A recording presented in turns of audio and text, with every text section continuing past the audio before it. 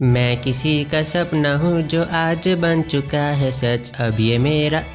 अरे अरे अरे देखो, इस दीवार का रंग बाकी दीवारों से अलग है। हाँ, क्योंकि पुताई करने वाले ने पेंट में कुछ मिला दिया होगा। अरे बेवकूफ, ऐसा नहीं है। ये दीवार इसीलिए ज्यादा डार्क है क्योंकि ये ग्लिच हो रखी है। और डेटॉक्स ने बताया था ऐसी दीवारों को छूने से हम अरे डेटॉक्स ने तो बोला था हम बैकरूम चले जाएंगे। तो आखिर मैं नॉकलिप क्यों नहीं हो रहा?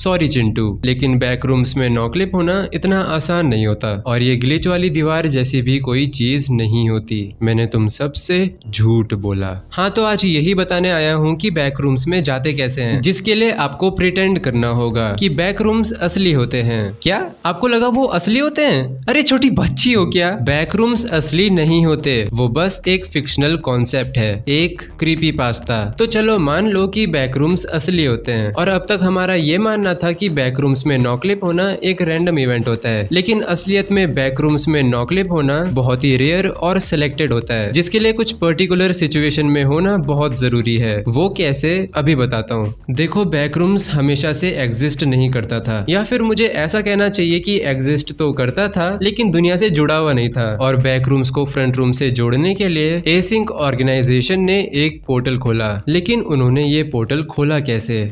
Electromagnetic waves. बैकरूम्स को लिंक करने के लिए उन्होंने EM वेव्स का इस्तेमाल करा। और हम एक बेसिक फैक्टर पहले से जानते हैं कि नॉर्थ पोल साउथ पोल को अट्रैक्ट करता है, पॉजिटिव चार्ज नेगेटिव चार्ज को। तो अगर इलेक्ट्रोमैग्नेटिक वेव्स बैकरूम्स को लिंक करने में इस्तेमाल हुई है तो बैकरूम्स नेचुरली EM वेव्स की कोई ऑपोजिट वेव एमिट करता होगा, क्योंकि जब दो ऑपोजिट वेवलेंथ्स मिलती है तो उनका रिजल्टेंट न्यूट्रल होता है। और इसी तरह EM वेव्स और बैकरूम वेव्स एक साथ मिलकर न्यूट्रल हो गई, जिसकी वजह से एक नल जोन क्रिएट हो गया और ये नल जोन मेंटेन करने पर एक पोर्टल बन गया। लेकिन अब आप सोच रहे होंगे कि अगर बैकरूम्स में जाना इतना कॉम्प्लिकेटेड है तो कुछ केसेस में लोग रैंडमली नॉकलिप क्यों हो जाते हैं? वेल, जैसा कि मैंने पहले भी बोला, ये रैंडमली नहीं होता। बताता हूँ कैसे। हम जितनी भी इलेक्ट्रॉनिक डिवाइसेस यूज करते हैं वो सभी EM वेव्स एमिट करती हैं, और ये वही वेव्स होती हैं जो एसिंक ऑर्गेनाइजेशन ने बैकरूम्स के लिए पोर्टल खोलने में इस्तेमाल करी थी। और अगर इन डिवाइसेस को यूज करते समय इनकी EM वेव्स और बैकरूम की वेव्स मैच हो जाए तो वो एक दूसरे को न्यूट्रलाइज कर देंगे। लेकिन वेव्स का एक दूसरे को न्यूट्रलाइज करना एक बहुत ही रेयर अकरेंस होता है, और जब ये दो वेव्स मिलकर न्यूट्रल हो जाती हैं तो ये एक टेम्पररी नल जोन क्रिएट कर देते हैं, और इन्हीं नल जोन से नॉकलिप होकर लोग बैकरूम्स पहुंच जाते हैं, जिसके बाद वो नल जोन बंद हो जाता है, क्योंकि जिस सोर्स की वजह से वो नल जोन बना था अब वो भी बैकरूम्स में ही आ गया। आसान शब्दों में, अगर कैमरा की EM वेव्स नॉर्थ है और बैकरूम की साउथ, तो नल जोन बनाकर बैकरूम्स में आने के बाद कैमरा की EM वेव्स भी साउथ हो जाएंगी, जिसकी वजह से ब्रिज टूट जाएगा और जो नल जोन क्रिएट हुआ था वो बंद हो जाएगा। तो इसीलिए बैकरूम्स में नॉकलिप होना रैंडम तो बिल्कुल भी नहीं है। इनफैक्ट बहुत ही ज्यादा रेयर बैड लक होना चाहिए तभी आप नॉकलिप हो सकते हो। और अगर कोई सोच रहा है कि बैकरूम से बाहर कैसे आते हैं, तो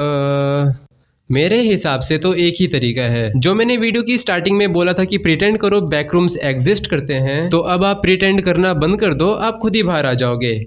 इजी।